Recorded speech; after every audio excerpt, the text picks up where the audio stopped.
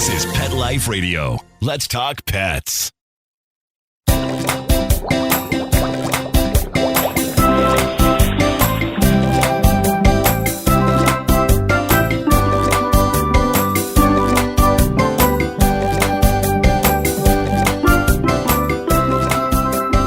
Welcome to Aquariumania. I'm your host, DrRoy, speaking to you from the University of Florida's Tropical Aquaculture Laboratory. Thanks for joining us. Beautifully aquascaped planted aquariums or outdoor ponds easily rival even the most complex of reef aquariums. In fact, a school of fish swimming through an underwater forest in a small home tank or spectacular water lilies in a koi pond can brighten up any space. But where do many of these plants come from? My guest today is Brandon McLane, Vice President of Florida Aquatic Nurseries, one of the largest producers of aquatic plants in the United States. Join us as Brandon explains the ins and outs of this fascinating aspect of the hobby.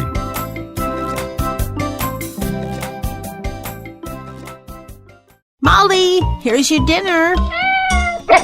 Zeus, that's not your food. Don't let that happen to your precious cat. Elevate your cat's eating experience with the Cat Tree Tray. The Cat Tree Tray keeps your cat's food off the floor and conveniently located on the cat tree. It's the perfect way to eat.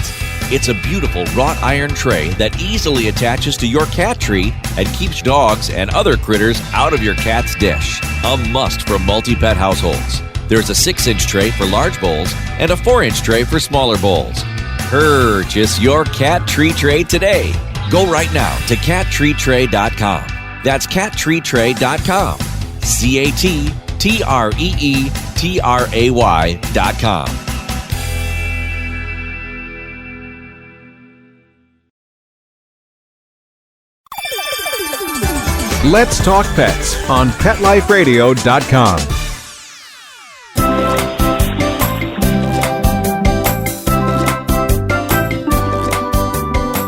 Welcome back to Aquariumania on Pet Life Radio.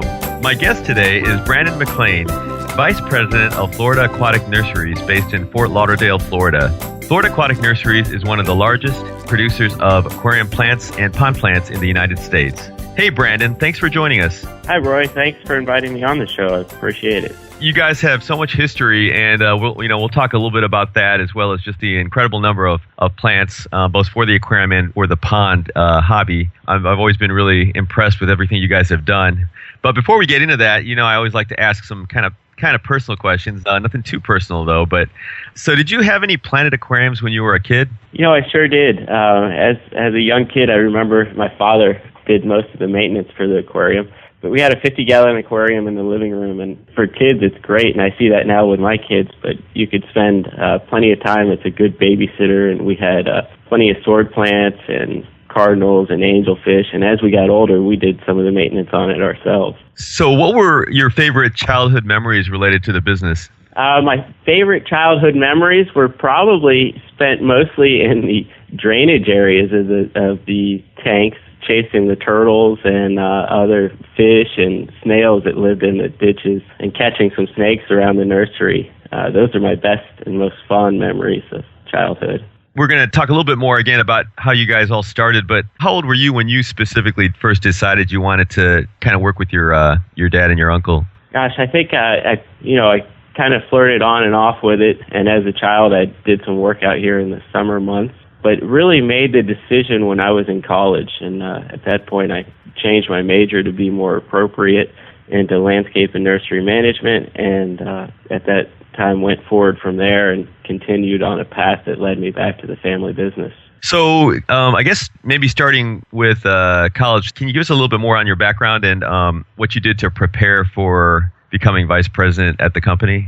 Sure. Well, I went to University of Florida, go Gators, and met my wife up there. But while I was up there, I decided to major in landscape and nursery management, which was a good choice. And I minored in ag business, which gave me the business knowledge to go with the company and learning how to be a vice president. After I graduated from college, I moved up to Atlanta and worked for a retail nursery chain up there called Pike Family Nurseries. And I managed one of their retail nurseries in the city, which really gave me a lot of experience in management, also gave me a good experience in seeing what the end user likes and buys and why they purchase certain items, which I never saw as a kid growing up in the wholesale grower part of the business.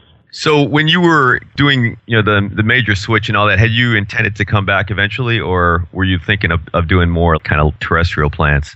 No, at that point, I think my long-term goal was to get back into the company. That's why I made the switch, and I was hoping that the opening would be there, and my father would want me to come back in, but nothing was finite at that point. But that was my long-term hopes. Gotcha. So you mentioned you're a Florida Gator. Now I know you guys have a lot of Florida State Seminoles in the family too. Is that a cause for continuous tension, or are you guys able to get along? Luckily, as I remember things, in the past years since I've graduated, we've come up on the top end more than we've been on the bottom end in football season.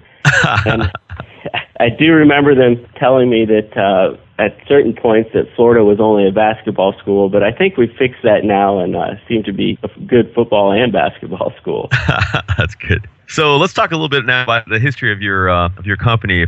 Florida Aquatic Nurseries was started by your grandfather, Bill McLane, and from what I kind of researched, he was actually a fisheries guy, and I guess this was back in '57, and he had spoken to some of the other folks, especially Albert Greenberg, one of the kind of big names back then. Now, I know you weren't there, but can you give us maybe some of the family lore on this? How did a fish guy end up working with, and becoming the founder of a really huge aquatic plant business? Well, you'd have to go back many years, and I've actually gotten some research done on this topic before, and my father's a great source of information for this.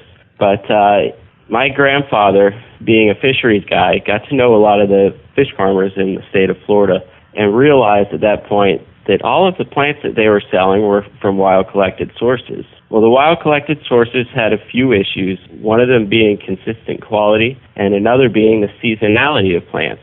Plants weren't always available because of high water, low water, cold temperatures, different issues. So he saw a niche there that if he started to grow and farm plants and have them available on a regular basis and have good quality, that he could build a business. Now, when he started the business, it was quite a bit smaller than what it is at this point. And I think, if I remember right, when my father got into the business, he said there were only 5 employees. Now we've got over 35 employees, and so things have changed in the years, and we've done much better. Now, most of our listeners probably have no idea about the size of your operation and the volume of production and sales you guys do annually. I actually did have the pleasure of visiting your dad years and years ago. I think you were probably born already, but you probably were just a little kid, maybe not that long ago. But really, I need to come by and visit it more recently, maybe. But can you go ahead and describe your facility for us, just in general, so folks get a sense of the scope and the variety? Sure. Right now, we've got 2 separate locations with a total of 15 acres in production. We've got about 5 acres under greenhouse space, and we grow plants in many different methods. Most of the plants grown under the greenhouses are in hydroponic production, and this allows us to grow an immersed plant that ships better and is stronger and gets to the market in better condition. We also have plants that we grow submersed, and the submersed varieties that we choose either look a lot better being submersed, like if you take a plant like Hygrophila deformis, sold under the trade name of Wisteria. If you grow it immersed, the leaves are small, green, and round. If you grow it underwater, the leaves become quite pinnate and very frilly in a bright lime green color. So they're quite striking. And there's certain varieties of plants that are much better grown submersed. So the other land is the other 10 acres are put into outdoor production. One of the most common things that we have for the outdoor production tanks is an 8 by 14 concrete vat. The water level in there is between 2 and 3 feet deep. We use sand for a substrate. The plants are rooted into the sand and harvested out of the tank on a regular basis. So if you can imagine, you've got 5 acres under greenhouse space, and you've got the other 10 acres in these outdoor vats. That's the makeup of what our nursery looks like. So I had a question, and you mentioned the immersed plants, having different shapes and that sort of thing. When you take those and they're put into an aquarium, and I really have never actually observed it. I guess, do they kind of switch their form with the new shoots? Is that how that works? They sure do, yep. If you take some of the sword plants that we grow, for instance, if you were to take a ocelot sword that we grow immersed, you're going to see some speckling on the leaves, some darker speckles, and maybe the new leaves will be a little bit more red in the immersed form, but then fade to green. when you put that plant underwater in good light and good condition, the new leaves come up and stay a red color with some maroon speckling in them. So they get quite a bit prettier. And then other ones like the wisteria change form completely and get, in my opinion, much prettier underwater. Okay. So how would you say business has been? I know there's been kind of ups and downs with, a lot of the economy, obviously, because of all the things that have been going on in the world. How have you guys been faring? Gosh, I'm trying to, the past 5 or 6 years, I've been in this business about 6 or 7 years now, and I think this is the first year that I've seen sales actually go up a little bit over the previous year. So business has been tough, but it's been a good learning experience. And that being said, we're still doing very well, and I feel good at where we're at.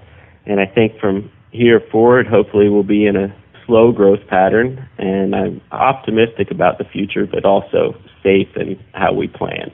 No, that's good. So I have to ask, what is it like working for and with your dad? And, how do you guys keep the peace? I'm sure there's got to be some disagreements.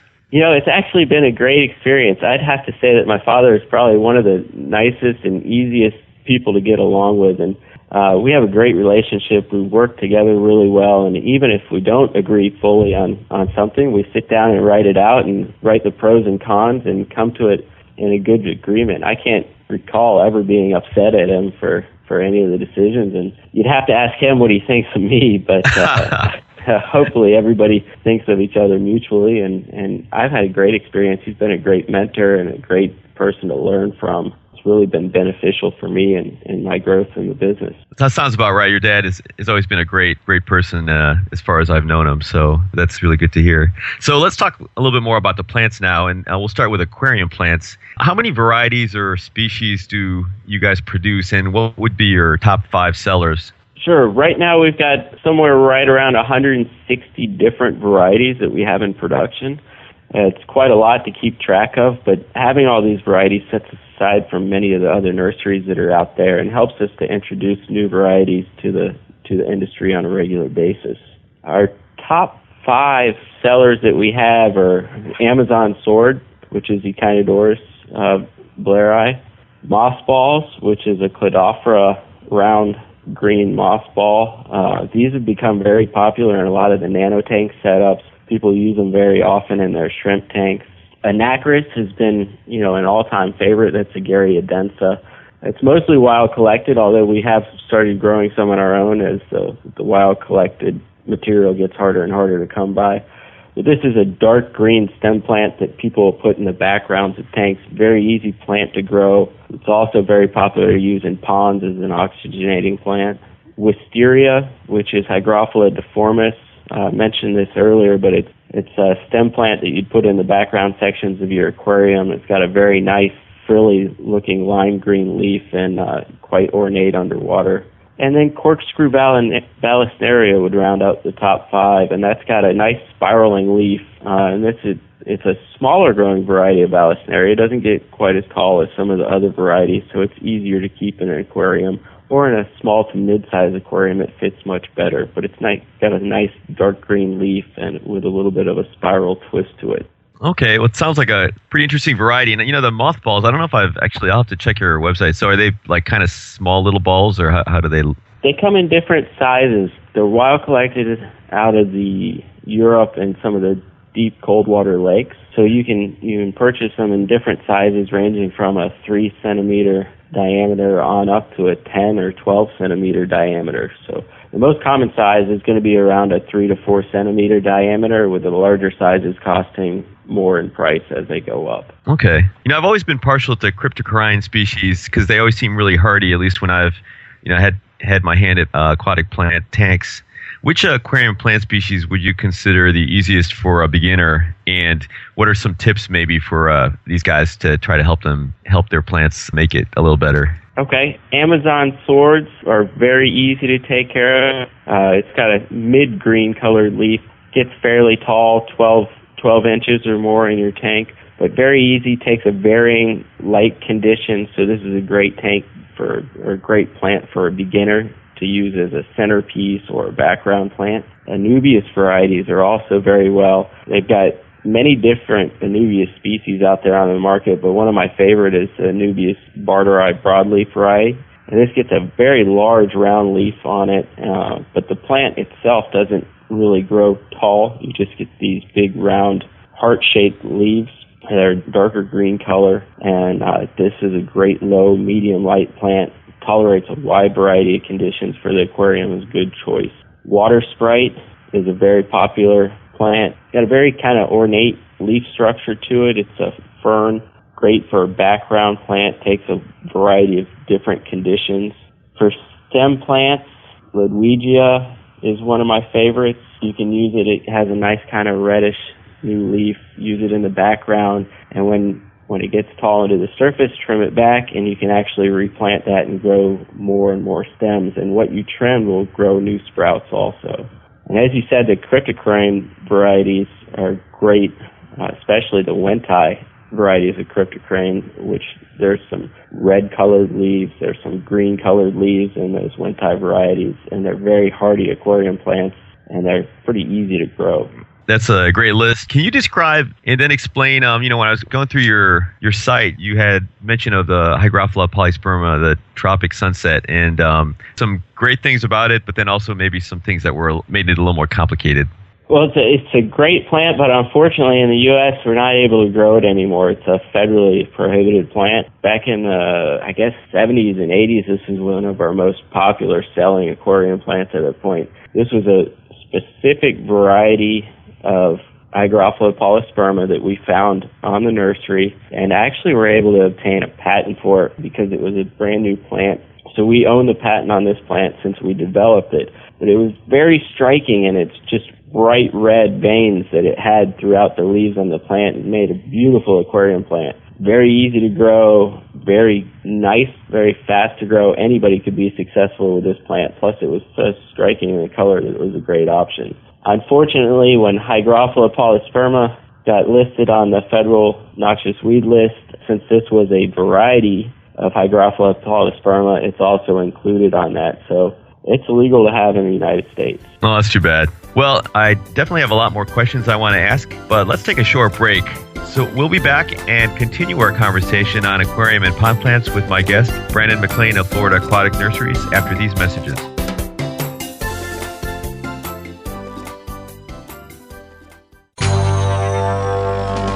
It's designerpetsweaters.com. Hand-knitted designer sweaters for your precious pup or cool cat. Beautiful couture patterns for your pets, including custom-knitted formal wear, casual wear, yachting, and even sports-themed. Many designer pet sweaters include feathered tammy hats, top hats, and a lot of sparkle. Each sweater includes leg loops, front paw sleeves, and leash opening. Visit designerpetsweaters.com to order your four-legged fashions today. Your pets will stay warm for the winter and be runway ready. Large or small, we fit them all. designerpetsweaters.com. Let's talk pets Let's talk pets on Pet Life Radio. Pet Life Radio. PetLifeRadio.com.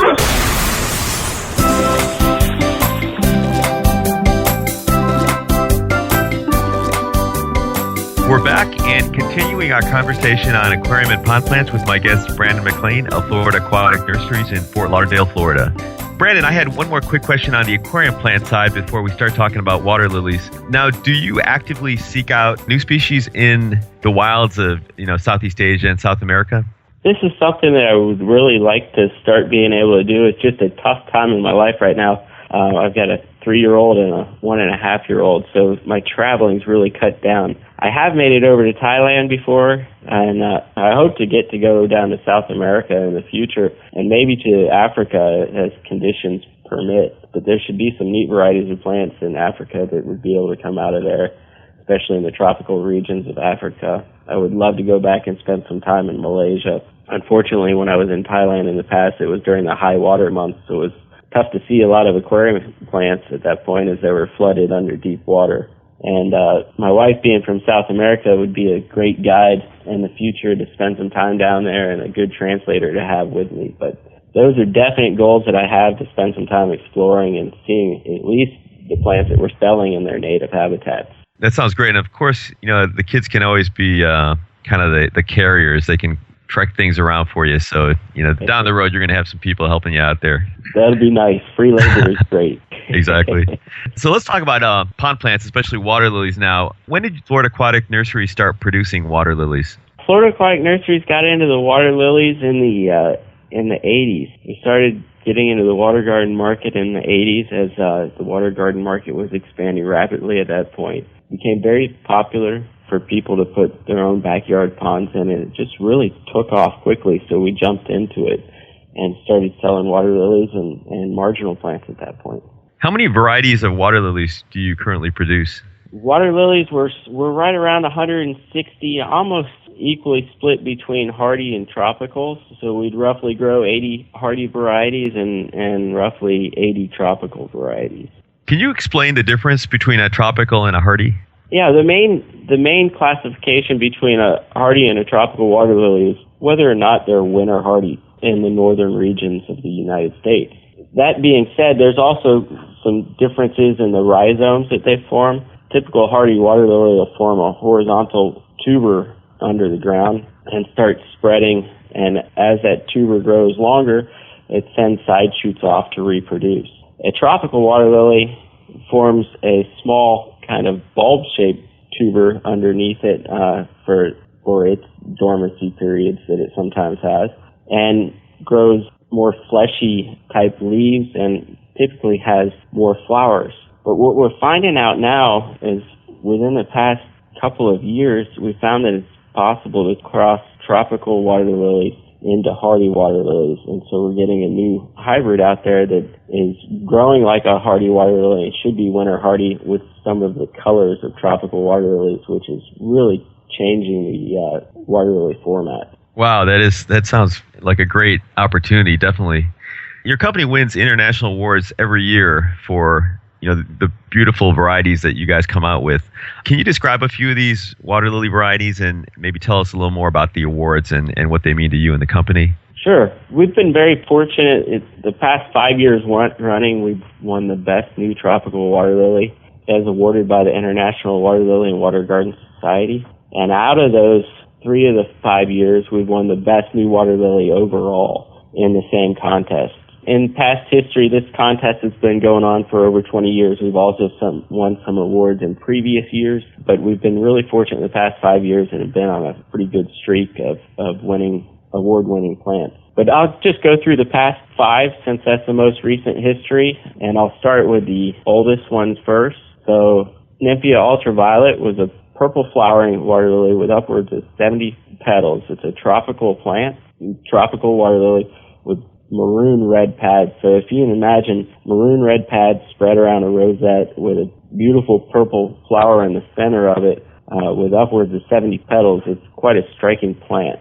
The next year we came out with Nymphia tanzanite, which at that point was the deepest purple water lily on the market. The purple color was not there in the tropical water lily arena before, or the hardy water lily for that matter. And it has a nice mottled pad with green and purple streaks through it, with a deep, deep purple flower in the center with upwards of 50 petals. So we had the nice purple the first year, got a deeper purple the next year, and then we came out the following year with what we named Bimini Twist. I've never really counted the total number of petals on this flower, but it's got to be a lot. I would say, close to 80 or 90 petals. The flower kind of makes a puffball look in the center just because it's so full of petals in the center, and it's a bluish purple color. The pads are also very striking, green with some purple mottling through them, so it created a nice all-around plant. Then after that, we came out with Scarlet Flame. Scarlet Flame is a deep, deep red plant with a ton of petals in the center, and we thought, it kind of looked flame red with all those petals, so the pads are solid green, and with a bright red flower sticking above it, it makes quite a show in any pond. And then this year we were very fortunate also in coming up with Tropic Punch, which won the best new water lily overall, and there was a second contest this year by a different organization, the World Water Lily and Lotus Association, and we were able to win that contest, the best new water lily overall, with the same plant also. The Tropic Punch has won 2 different contests and 2 of the best awards. We're very excited about this new plant that should be released in the next couple of years. But it's a deep pink flower with 90 petals, and just the pad is a green with red streaks through it, and it creates quite a show. It's another tropical water lily. All these were tropical water lilies that I named. Yeah, they sound spectacular, and I've obviously looked at pictures of them, so I can imagine in a really nicely scaped pond how much color they add. Now, can you describe how you create these new varieties? I know there's quite a bit of hands-on and a lot of sort of technical things involved. Yeah, what we do is we do the pollination and the crossing here ourselves. So we take, for instance, a mother plant. Let's say I have a nice plant that I really like the flower on, but I'm not so happy with how the plant grows. It might not have the best characteristics and growth habit. And so I'll take that plant and I'll cross it with another plant that has a really pretty pad and a really good growth habit, in hopes that I get the nice flower onto the beautiful looking plant. And sometimes it takes 2 or 3 tries to get that, but in order to do that, what you need is a first day flower, and that first day flower is able to be pollinated. You can tell it's a first day flower when you look at it, because the center areas of the flower is open, and you can see the nectar pool in the center. This is where you're going to want to put the pollen, and that'll create your cross. So you get the pollen out of a second or third day flower, and when you look at the anthers of the second and third day flower, you can see that they're covered with pollen. So if you take some of those anthers and place them into the nectar pool of the first day flower, you've created a pollinated flower, hopefully. Doesn't always work, because some of them are sterile for some reason or another, but a lot of times you'll get success. So then the flower is going to go underwater after the third day, because the water lilies bloom for 3 days and then submerge. So the flower will go underwater and start transforming into a seed pod as the ovaries begin to ripen. And you can notice this because it'll start to swell, and as it starts to swell, it grows larger and larger, and it's very noticeable that something different is going on. It's becoming a seed pod. And then what you'll want to do is bag that seed pod with a plastic bag, so that when it ruptures, you can capture all the seed. Because if you don't bag it and it ruptures on its own, the seed disperses all throughout the water. They have a floating membrane around them that allows them in nature to float to the surface and then spread all through the water around them, so that they don't crowd each other out. That's what the bag is used for. So you gather the seed. Once you gather the seed, and a tropical water lily can have upwards of 1,000 seeds, so you're going to have a lot of seed. You're going to want to spread the seed into a germination area that you've created. We like to use maybe soil that's only 2 inches deep, and water, we don't want a very deep water in there, so you're only going to want 2 or 3 inches of water on top of that soil. And it's easier to maintain the seedlings in a small state, because they're very delicate when they're seedlings. Insects can eat them. They could dry up. They could get covered with algae. Many different things could happen. So the less water you have in there, the easier it is to kind of watch and keep the pests and issues away from them. And so as they start to mature and the seedlings start to grow, you're going to start to fertilize them and then start to select plants out of there for different reasons. A good reason to select in the early stage is by how the pads look. Are they pretty looking pads? Are they different colors than what you've normally seen? So you'll start to select, and then as they continue to mature, you're going to start to see the flowers. And then from there, you select more into what flower shapes and colors that you like, and hopefully you end up with a very nice plant. So it sounds like it would take a really long time. How long does it normally take for the seedling, I guess, to develop where you can see a flower on it? Actually, it happens in the same season. Oh, really? Okay. Tropical water lilies are very fast growing, so you're able to get them from a seed to at least down here in the Florida climate, from a seedling to a mature plant in the same year, which allows you to select out at a very rapid rate. The hard part after that is getting them to form back into a tuber so that you can reproduce the plant. Sometimes it takes a year for a large plant to go back into a tuber state, and then from there, that tuber is only going to produce 3, 4, 5 small plants. So, from those 5 plants, then you have to make more tubers and more plants until we like to be able to have 200 to 300 plants to initially release. So it's about a 5-year turnaround from when you see that initial flower and decide that that's going to be a plant that you like to being able to get it to market. Okay, I didn't think about the tuber being sort of the bottleneck, but that makes a lot of sense. I guess what do you normally look for when you're trying to develop a new variety? You mentioned, kind of a different coloration to the pad that you wouldn't see before. How about in terms of the flower? Flower, what I like to see personally is a higher petal count. I like lots of petals in my flowers. I want them to have a very nice full shape. I don't want it to be cupped up too tight or laying too flat. I like to have a kind of three-dimensional shape to the flower. With a lot of petals, a vibrant color. I don't like the faded colors as much. I want a nice vibrant color to it. It can be a pastel, that's fine, but I want to make sure that it's a solid color throughout the flower. The intensity is there. The plant vigor and the growth of the plant is also a hugely important characteristic, because if you end up with a beautiful flower on a plant that doesn't grow very well, then you're going to have an issue. Everybody has to be able to grow it and be successful with it to be a great long-term plant. Good point. Very good point. So, actually, before I ask this, one of the last couple of questions, when you are talking to a beginner and they want to start a koi pond or an outdoor pond, what is the best way to plant these water lilies, or what do you suggest for them to do this optimally? Yeah, you want to make sure you choose a sunny area. I find a lot of people kind of choose a shady area, but the more sun, the better growth you're going to get for the plant.